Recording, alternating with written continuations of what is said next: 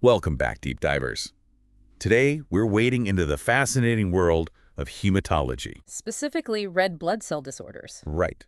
You asked for the full rundown, and we're here to deliver. We'll break down how these little cells work, what can go wrong, how we diagnose those issues, and even touch on treatment approaches. Sounds like a plan. And we'll be sure to connect it all to what you'll actually see in practice. Buckle up, folks. It's going to get interesting. Did you know that the shape of your red blood cells can actually tell us a lot about your health? It's true. Those shapes can be real clues. And get this, some anemias, those conditions where you don't have enough healthy red blood cells, can be caused by simply not getting enough of certain vitamins in your diet. Absolutely. It's more common than you might think. Wild, right? So let's start with the basics. Red blood cells, those tiny workhorses, what are they all about? Well, they're essentially tiny disc-shaped cells jam-packed with this protein called hemoglobin.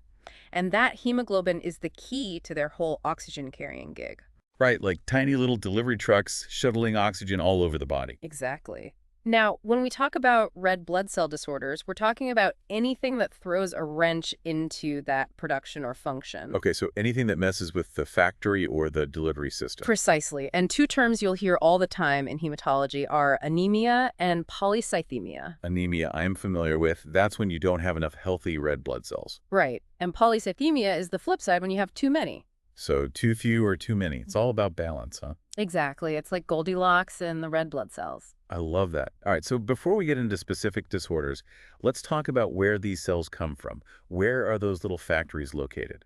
Well, red blood cells are born in the bone marrow. Bone marrow, that spongy stuff inside our bones. That's the one. And once they're out in the bloodstream, they have a lifespan of roughly 120 days. 120 days. That's not bad for such busy little cells. But how do we know if the bone marrow is keeping up with demand? That's where the reticulocyte count comes in. Ah, reticulocytes. I remember those from school. They're like the baby red blood cells, right? Exactly. They're the fresh recruits, just released from the bone marrow. So by counting them, we can get a sense of how actively the bone marrow is churning out new cells. Right, so it's like checking the production line. Are those factories pumping out enough new recruits? Precisely. And if the reticulocyte count is high, it could be a sign that the bone marrow is trying to compensate for something like blood loss or increased red blood cell destruction.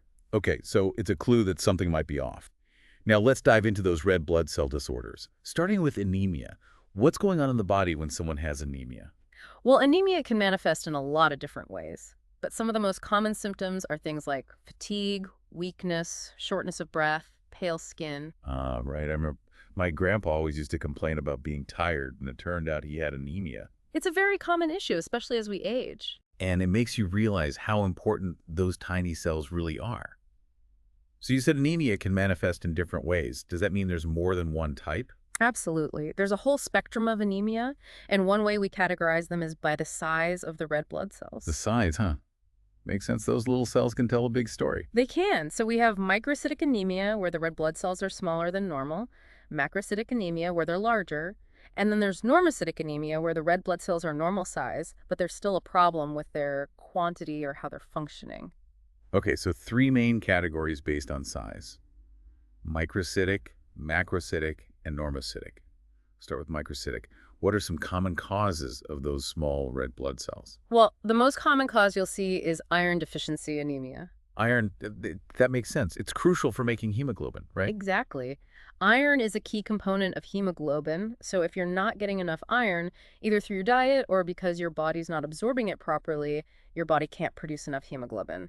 And without enough hemoglobin, those red blood cells just can't carry enough oxygen. Precisely. So they end up small and pale, like they're running on fumes. Got it. So iron deficiency is a big one. What are some other causes of microcytic anemia? Well, there's anemia of chronic disease. Chronic disease? Like what? This one's often associated with chronic inflammation or long-term illnesses like rheumatoid arthritis or kidney disease. So the underlying disease somehow messes with red blood cell production. Exactly. And then there are genetic disorders like thalassemia. Thalassemia. Yeah, it's a group of inherited blood disorders that affect the production of hemoglobin. So it's like the body's blueprint for hemoglobin is faulty. Exactly. And depending on the specific type of thalassemia, it can range from mild to severe. Wow, so even though all these anemias have those small red blood cells, they can have very different root causes. How do you tell them apart? That's where lab tests come in. We can measure things like your serum iron level, your total iron binding capacity, or TIBC for short, and your ferritin level. Okay, breaking it down. Serum iron, that's the iron floating around in your blood, right? Correct. And TIBC tells us how much iron your blood could potentially bind if all the binding sites were full. Like its iron carrying capacity. Exactly. And ferritin is a measure of stored iron in the body. Got it. So these tests can help us figure out if iron deficiency is the culprit. What about thalassemia? How do you diagnose that? For thalassemia, there are specific genetic tests that can confirm the diagnosis. These tests look for mutations in the genes that are responsible for making hemoglobin. So we can actually pinpoint the genetic glitch. That's incredible. It is pretty amazing how far we've come with genetic testing. Totally. So even though these microcytic anemias might look similar at first glance, we have the tools to pinpoint the exact cause, which is obviously crucial for treatment. Absolutely. Different causes require different approaches. Makes sense. Now, what about those big cells, macrocytic anemia? What causes those oversized red blood cells? Usually, the culprits in macrocytic anemia are deficiencies in vitamin B12 or folate. B12 and folate. Aren't those important for cell division and DNA synthesis? You got it. And without enough of those vitamins, red blood cell production gets all messed up. So the cells can't divide properly, they end up large and immature, and they can't function as well. Exactly. It's like trying to build a house with shoddy materials. You might end up with something that looks like a house, but it's not going to be very sturdy. Great analogy. And just like with microcytic anemia, we have tests to measure those B12 and folate levels and figure out if a deficiency is the issue. We do. And we can also look at other blood markers and the patient's symptoms to get the full picture. Okay, so we've covered the small and the large. Now, for those normal-sized red blood cells that are still causing problems, normocytic anemia. What's the story there? Normocytic anemia can be a bit trickier because the red blood cells look normal on the surface. So it means that the problem isn't with their development, but something is affecting their overall numbers or function. Okay, so the factory might be working fine, but something's interfering with production or messing with the finished product. Exactly. One possibility is that the bone marrow just isn't making enough red blood cells. So the factory itself is having production issues. Why would that happen? It could be due to a condition like aplastic anemia. Aplastic anemia, what's that? It's a rare but serious condition where the bone marrow is damaged and can't produce enough of any blood cells, not just red blood cells. So it's like the whole factory shuts down. In a sense, yes. And then there are other things that can suppress bone marrow function, like certain medications, chemotherapy for cancer, or chronic diseases. So the factory might be getting interfered with by outside forces. What else can cause normocytic anemia? Well, another possibility is that the red blood cells are being destroyed prematurely. This is what we call hemolytic anemia. Hemolytic anemia. Yeah, So the red blood cells are getting taken out of commission before their time. exactly. It's like they have a shorter lifespan than they should. And this can happen due to a variety of reasons, both inherited and acquired. Inherited versus acquired. Okay, break that down for us. What's an example of an inherited cause? So one example is hereditary spherocytosis. Hereditary spherocytosis, that's a mouthful. It is. But basically, in this condition, the red blood cells are abnormally shaped, making them fragile and more susceptible to destruction. So it's like they're built with a weak spot. You could say that. Then there's sickle cell anemia, another inherited condition where the abnormal hemoglobin causes those characteristic sickle-shaped red blood cells. Ah, sickle cell anemia. That one sounds familiar. What happens to those sickle-shaped cells? They can get stuck in small blood vessels, blocking blood flow, and they're also more prone to destruction. So it's like they're causing traffic jams and then getting taken out of circulation prematurely. Double trouble. Exactly. And then there's G6PD deficiency, an enzyme deficiency that makes red blood cells vulnerable to damage. G6PD deficiency. What kind of damage are we talking about? In this case, it's oxidative damage. These cells are less equipped to handle certain types of stress. So it's like they're missing a crucial defense mechanism. What about acquired causes of hemolytic anemia? Well, on the acquired side, it could be an attack from the immune system. An attack from the immune system. Yeah, it's called autoimmune hemolytic anemia. Basically, the immune system mistakenly identifies red blood cells as foreign invaders and starts attacking them. Oh, wow, that's rough. So it's like friendly fire in the body.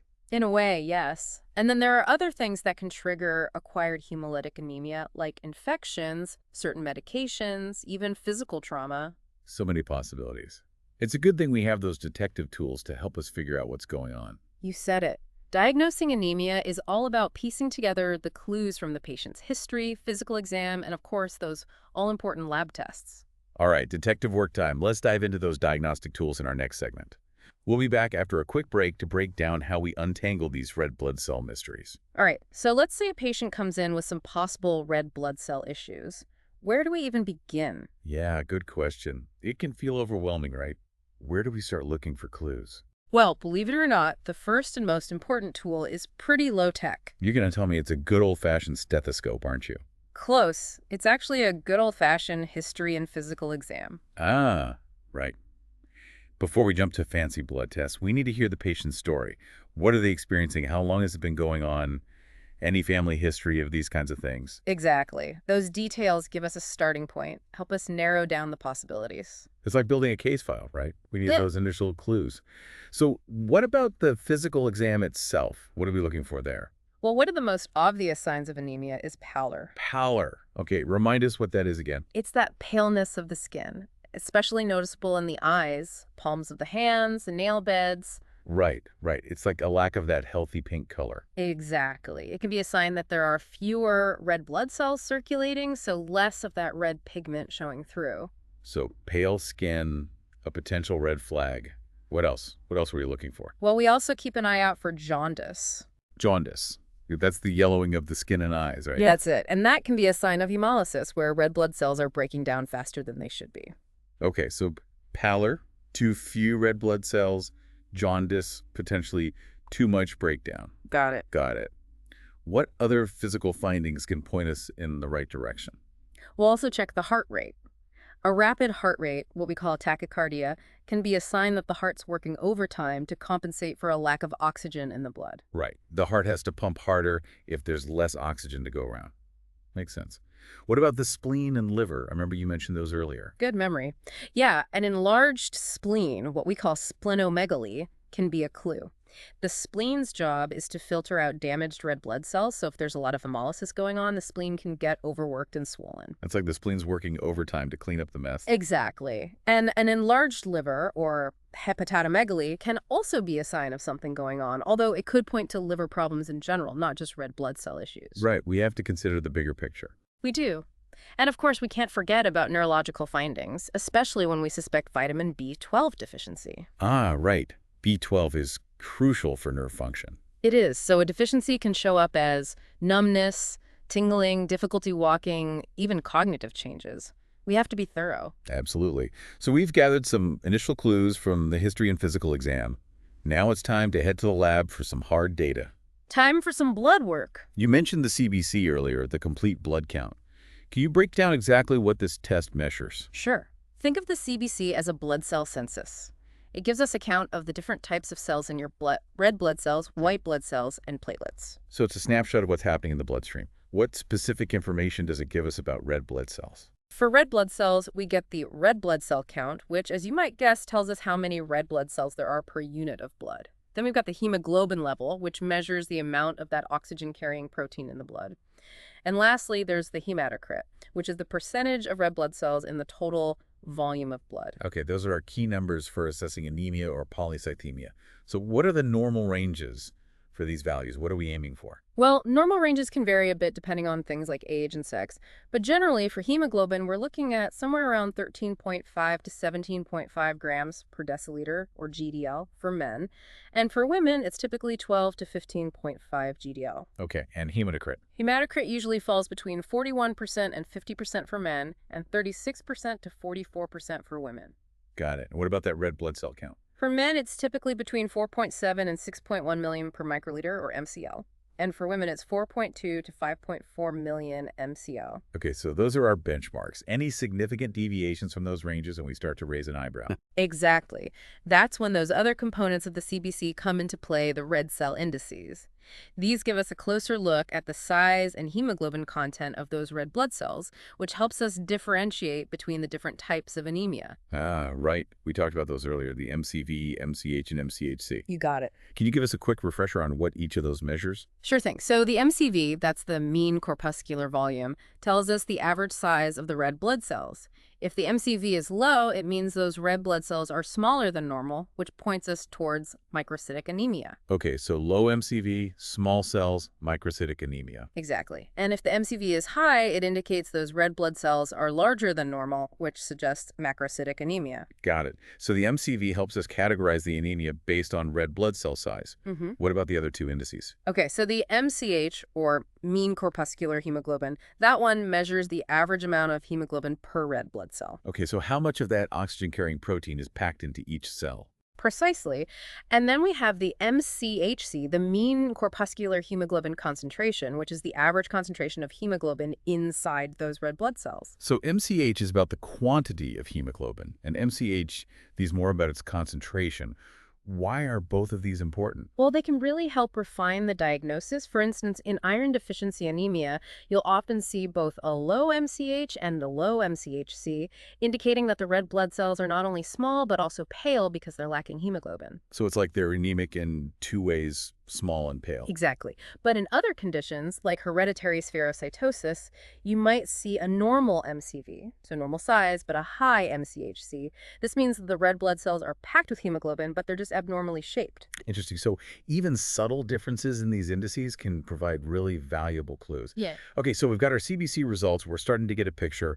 What's the next step in our detective work? Often the next step is to look at a peripheral blood smear. Basically, we spread a drop of blood on a slide and examine it under a microscope. Ah, so we're getting up close and personal with those red blood cells. What can we see on a peripheral blood smear that we wouldn't see on the CBC? Well, we can really see the size, shape, color, and overall appearance of the red blood cells. This can reveal a lot that the numbers alone can't tell us. Can you give some examples of what we might see? Sure. In iron deficiency anemia, we often see microcytes, those small, pale red blood cells we talked about. In B12 or folate deficiency, we might see macroovalocytes, which are large, oval-shaped red blood cells. And in sickle cell disease, we'd see the characteristic sickle-shaped cells. Wow, so it's like a visual guide to red blood cell abnormalities. So cool. It is pretty fascinating, and sometimes the peripheral blood smear can pick up on things that the CBC might miss. For example, it can show us if there are any abnormal white blood cells or platelets present, which can point to other conditions. Okay, so we've got the CBC, the peripheral blood smear. What other lab tests might we use in these red blood cell investigations? What else is in our toolbox? Well, we've already touched on the reticulocyte count, which tells us how actively the bone marrow is producing those new red blood cells. Right, so a high reticulocyte count could mean the bone marrow is trying to compensate for blood loss or increase destruction of red blood cells. Exactly. It's like seeing how busy that red blood cell factory is. Love that analogy. What else? We might also order iron studies, which give us a more detailed look at iron metabolism in the body. These tests measure things like serum iron, total iron binding capacity, and ferritin levels. Right. Those are especially helpful when we're trying to pinpoint iron deficiency anemia. Exactly. They can help us differentiate between iron deficiency and other causes of anemia, like anemia of chronic disease. So it's like a deeper dive into iron levels. Exactly. And of course, depending on what we suspect, we might order tests for B12 and folate levels, especially if we're dealing with macrocytic anemia. Right. Can't forget those essential nutrients. Anything else in our arsenal of tests? We might also do more specialized tests like hemoglobin electrophoresis, which separates different types of hemoglobin based on their electrical charge. This is really helpful for diagnosing hemoglobinopathies like sickle cell disease or thalassemia. Ah, right. That helps us pinpoint those specific hemoglobin abnormalities. Exactly. And there's the Coombs test, which detects antibodies attached to red blood cells, which can indicate an immune-mediated cause for anemia. So it's like we're looking for clues that the immune system is attacking those red blood cells. Precisely. And then there are even more specialized tests that we can order depending on the individual case. Wow, a whole detective kit for red blood cells. It's amazing how far we've come in terms of diagnostics. It really is. But it's important to remember that lab tests are just one piece of the puzzle. We always have to interpret them in the context of the patient's history, physical exam, and everything else we've gathered. Right, it's all about putting the pieces together to get the full picture. This has been such a clear breakdown of the diagnostic process. And I'm really curious to learn more about one specific type of anemia that you mentioned earlier, hemolytic anemia. It sounds pretty intense. Yeah, it's definitely a condition where things can get serious pretty quickly. Remember, with hemolytic anemia, we're talking about the premature destruction of red blood cells. They're essentially getting taken out of commission before their time is up. So their expiration date is coming way too soon. What causes this to happen? Well, like we talked about earlier, there are two main types of hemolytic anemia, inherited and acquired. Okay, so inherited versus acquired. Can you give us some examples of inherited causes? Sure, we've already touched on a few. There's hereditary spherocytosis, where the red blood cells are abnormally shaped and fragile, making them more likely to break down. Then there's sickle cell anemia, where those sickle-shaped cells get stuck and damaged. And then there's thalassemia, which affects hemoglobin production, and G6PD deficiency, which leaves red blood cells vulnerable to oxidative stress. Right. So many different genetic vulnerabilities that can lead to those red blood cells being destroyed prematurely. Exactly. It's like they're built with a design flaw that makes them more susceptible to damage. Now, what about acquired hemolytic anemia? What are some of the triggers for that? In acquired hemolytic anemia, the problem isn't with the red blood cell itself, but rather something external is causing their destruction. This could be an attack from the immune system, like in autoimmune hemolytic anemia, or it could be triggered by infections, certain medications, or even physical trauma. Wow, so it's like those red blood cells are casualties in a battle that's not even their fault. That's a great way to put it. And the way hemolytic anemia presents, the symptoms can really vary a lot depending on the underlying cause and how quickly those red blood cells are being destroyed. Okay, so lots of variation depending on the cause. Hmm. How is hemolytic anemia diagnosed? What are the telltale signs? Well, just like with any other red blood cell disorder, we start with a thorough history and physical exam. We're looking for those classic signs of anemia like pallor, jaundice, and tachycardia. And then, of course, we turn to the lab tests for confirmation. Right, the CBC is probably our first line of defense there. It is. In hemolytic anemia, we usually see a low red blood cell count, low hemoglobin, and low hematocrit, just like in other types of anemia. But the real key to diagnosing hemolytic anemia is looking for signs of increased red blood cell destruction. Okay, so what kind of signs are we talking about? How do we know those cells are being destroyed prematurely? One telltale sign is an elevated reticulocyte count. Remember, reticulocytes are those young red blood cells fresh out of the bone marrow. So if the reticulocyte count is high, it means the bone marrow is working overtime trying to replace those red blood cells that are being destroyed. So it's like the body's trying to keep up with the demand, but it's a losing battle? Exactly.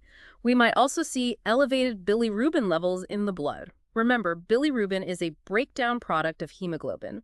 So when red blood cells are being destroyed rapidly, bilirubin levels can rise, which can lead to jaundice. Right, jaundice, that yellowing of the skin and eyes, can be a sign that something's causing excessive red blood cell breakdown. Exactly. And sometimes we can actually see evidence of that breakdown in the urine. Wait, what? In the urine? Yeah. Hemoglobin released from those destroyed red blood cells can spill into the urine, a condition called hemoglobinuria.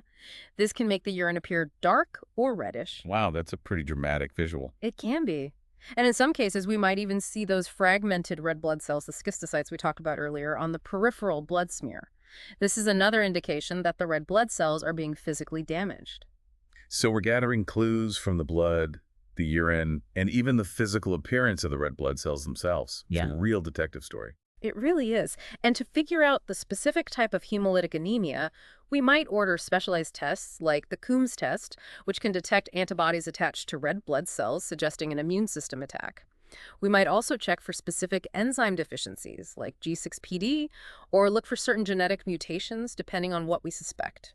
So many pieces to this puzzle. But once we've figured out the cause of the hemolytic anemia, how do we go about treating it? What can be done? Well, the treatment really depends on the underlying cause, as you might imagine. If it's autoimmune hemolytic anemia, medications like corticosteroids can help suppress the immune system's attack on those red blood cells. So it's about calming down that overactive immune response. What about other causes? In some cases, blood transfusions might be necessary to replace the red blood cells that are being lost. And for inherited forms of hemolytic anemia, like thalassemia or sickle cell disease, treatment might involve managing symptoms, preventing complications, and in some cases, even considering a stem cell transplant. So a range of approaches, depending on the root cause. This deep dive into hemolytic anemia has been fascinating. It's amazing how something as seemingly simple as a red blood cell can be affected by so many different factors. It really highlights how interconnected all the systems of the body are. Absolutely. Now, we've spent a lot of time talking about anemia, too few red blood cells. Uh-huh. But let's shift gears now and explore the other side of the coin, polycythemia. What happens when there are too many red blood cells in circulation? Good idea. Polycythemia can be just as much of a problem as anemia, although it doesn't get as much attention. Remember, when you have too many red blood cells, the blood becomes thicker, more viscous, which can lead to problems with blood flow and increase the risk of blood clots. Right, we talked about those risks earlier, heart attacks, strokes, pulmonary embolisms. It's scary to think that even something that seems beneficial, like extra red blood cells, can actually backfire. Absolutely. Too much of a good thing, as they say. So let's break down the different types of polycythemia. Just like with hemolytic anemia, we have primary and secondary forms. Okay, primary versus secondary. Can you remind us what distinguishes those two categories? In primary polycythemia, the overproduction of red blood cells stems from a problem in the bone marrow itself. The most common form is polycythemia vera, which is caused by a genetic mutation that basically sends those bone marrow stem cells into overdrive, churning out red blood cells like crazy. So it's like the factory has lost its off switch. Exactly. And then there's secondary polycythemia, which is the body's response to something else happening. The most common trigger is chronic hypoxia, meaning low oxygen levels in the blood. Okay, so the body's trying to compensate for that lack of oxygen by making more red blood cells, even though that ultimately can cause problems. What kind of conditions lead to this chronic hypoxia? Well, we've talked about some of them. Lung diseases like COPD, heart defects that interfere with blood flow, living at high altitudes where the air is thinner, even sleep apnea, which causes those dips in blood oxygen levels during sleep. Right, so many different things can throw off that delicate oxygen balance. Now, how would someone even know if they might have polycythemia? What are the signs and symptoms to watch out for? That's a good question. Sometimes there aren't any noticeable symptoms, especially early on, but as the condition progresses, people might start experiencing things like headaches, dizziness, vision changes, even itching, especially after a warm bath or shower. Headaches, dizziness, vision problems. Those sound a lot like the symptoms we talked about for anemia. How can you tell the difference? You're right, there can be some overlap, which is why a thorough history, physical exam, and lab tests are so important.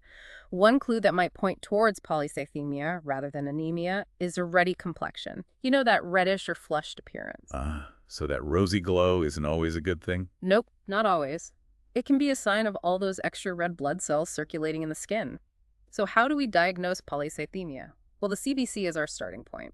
And in polycythemia, we'll typically see an elevated red blood cell count, a high hemoglobin level, and a high hematocrit. Okay, so those are the hallmarks. Too many red blood cells. Right. And we'll often measure the red blood cell mass too, just to confirm that the increase is due to overproduction and not something else like dehydration, which can also concentrate the blood. We'll also check blood oxygen levels to see if hypoxia is present, which would point towards secondary polycythemia. So we're looking for both the excess red blood cells and any underlying causes for that overproduction. Got it. Now, once we've diagnosed polycythemia, how do we go about treating it? What are the options? Well, treatment depends on the type of polycythemia we're dealing with. For primary polycythemia, like polycythemia vera, the goal is to reduce the number of red blood cells and prevent those dangerous blood clots from forming. Okay, so how do we do that? How do we thin out the blood, so to speak? One common approach is therapeutic phlebotomy. Ah, right. I've heard of that. It's basically bloodletting, right? Exactly. It's a simple procedure where we remove a certain amount of blood from the body, kind of like a blood donation, to reduce the blood's volume and viscosity. So it's like giving the circulatory system a little breathing room. Exactly. And we might also prescribe medications that suppress the bone marrow's production of red blood cells to slow things down at the source. Okay, so a combination of removing excess cells and slowing down production. What about secondary polycythemia? Is the treatment approach different for that? With secondary polycythemia, the focus is on treating the underlying cause of the hypoxia. So, for example, if it's COPD, we'll focus on managing that lung disease. If it's sleep apnea, we'll address that. And in some cases, we might even recommend supplemental oxygen to help boost those blood oxygen levels. Okay, so it's all about addressing the root cause, not just the symptom. Precisely. It's a more targeted approach. Makes sense. This deep dive into polycythemia has been so informative. I had no idea there was so much to it. It's definitely a complex area of hematology, and it's often overlooked. Well, we've certainly shed some light on it today. Now, I'm eager to wrap up our discussion by delving into one final topic, sickle cell disease. We mentioned it earlier as a cause of hemolytic anemia, but I'd love to explore it in more detail. It's a condition I've always been curious about. Absolutely. Sickle cell disease is a fascinating and important example of how even a single genetic mutation can have a huge impact on the body. It's a powerful reminder of the complexities of our biology. I'm ready to learn all about it. Lead the way. All right, sickle cell disease, you mentioned it's genetic. What's actually happening at the molecular level? What's going wrong? Yeah, fill us in. What's the root of the problem here? Well, it all boils down to a single mutation, a tiny change in the gene that codes for hemoglobin. Remember, hemoglobin's that protein that allows red blood cells to carry oxygen. Right, right. It's like the oxygen shuttle. So what does this mutation do? How does it mess things up? Well, this mutation leads to the production of an abnormal type of hemoglobin. We call it hemoglobin S. Hemoglobin S. Okay, so that's the troublemaker. What's different about it? Why is it causing problems? So, under normal circumstances, hemoglobin molecules are flexible. They bend and move easily. This allows red blood cells to squeeze through those tiny capillaries, those little blood vessels, and deliver oxygen efficiently. But with hemoglobin S, well, when those red blood cells are exposed to low oxygen conditions, these hemoglobin S molecules, they clump together. They form these rigid rod-like structures. Okay, so instead of being nice and flexible, they become stiff and, well, sickle-shaped. I get it. Exactly. And those stiff, sickle-shaped cells, they just can't navigate the bloodstream as easily. They get stuck in those small blood vessels, blocking blood flow and creating all sorts of problems. Okay, that explains why people with sickle cell disease experience those painful episodes, those vaso-occlusive crises, right? It's like a traffic jam in the bloodstream. You got it. A perfect analogy. And not only do those sickle cells cause pain, but they can also damage tissues and organs because they're preventing oxygen from getting where it needs to go. Right, it's like cutting off the supply lines. This must have such a huge impact on people's lives, those repeated crises, and the potential for organ damage. It absolutely does. The pain crises can be incredibly debilitating. And over time, those repeated blockages, that damage, it can affect the spleen, the kidneys, lungs, even the brain. It's a serious condition. Absolutely. So who's most at risk for sickle cell disease? It's most common in people of African descent, although it can also affect people of Hispanic, Mediterranean, Middle Eastern, and Asian Indian descent. And I remember you mentioned that it's an autosomal recessive disorder. What does that mean again? How is it inherited? It means that to develop the disease, a child needs to inherit 2 copies of the mutated gene, 1 copy from each parent. Okay, so both parents have to carry the gene. Exactly. If they inherit only 1 copy, they're a carrier of the sickle cell trait. They might not experience symptoms themselves, but they could pass the gene on to their children. So it's like a hidden gene that can be passed down through generations. Precisely. And that's why genetic testing and counseling are so important for families with a history of sickle cell disease. It can help them understand the risks and make informed decisions. Absolutely. Now, what are the typical symptoms of sickle cell disease? We've talked about those pain crises, but are there other things to look out for? Yeah, there's actually a whole range of symptoms. Besides the pain, people with sickle cell disease are more prone to infections. This is because that damaged spleen, it can't fight off bacteria as effectively. They might also have delayed growth and development, fatigue, shortness of breath, and jaundice. Jaundice, that's because of the red blood cell breakdown, right? Right, the bilirubin buildup from all those destroyed red blood cells. It's amazing how one little genetic mutation can have such a ripple effect throughout the body. So how is sickle cell disease diagnosed? What tests are used? Usually the diagnosis is made with a blood test called hemoglobin electrophoresis. Hemoglobin electrophoresis. That sounds familiar. Remind me what that is. It's a test that separates different types of hemoglobin based on their electrical charge. It can clearly detect the presence of hemoglobin S. There's also a simpler screening test called the sickle cell solubility test, which can detect those sickle-shaped cells in a blood sample. Okay, so we have reliable tests to pinpoint the diagnosis. Now, the big question, is there a cure for sickle cell disease? Unfortunately, there isn't a cure yet, but there are treatments that can help manage the symptoms, prevent complications, and improve quality of life. So what does that management look like? What kinds of things are done to help people with sickle cell disease? Well, a big part of it is pain management, especially during those vaso-occlusive crises. This can range from over-the-counter pain relievers to prescription medications, even hospitalization in severe cases. We want to provide whatever relief we can during those episodes. Right, those pain crises can be incredibly intense. What else is done to manage the condition? Preventing infections is also a major focus. This might involve vaccinations, prophylactic antibiotics, taking antibiotics to prevent infections, and close monitoring for any signs of infection so we can catch it early. So it's about being proactive, staying one step ahead. Exactly. And there's a medication called hydroxyurea, which is really interesting. It can actually increase the production of fetal hemoglobin. Fetal hemoglobin. Yeah. It's the type of hemoglobin we all have before we're born, and it doesn't sickle. So by increasing fetal hemoglobin, we can help reduce the frequency and severity of those pain crises. Wow, so it's like tapping into the body's own protective mechanisms. Exactly. And sometimes blood transfusions are needed to boost the number of healthy red blood cells, get more oxygen flowing. So it's a multi-pronged approach, addressing different aspects of the disease. It is. And in the most severe cases, there's also the option of stem cell transplantation, which can potentially cure sickle cell disease. Stem cell transplantation, that's a major procedure. It is.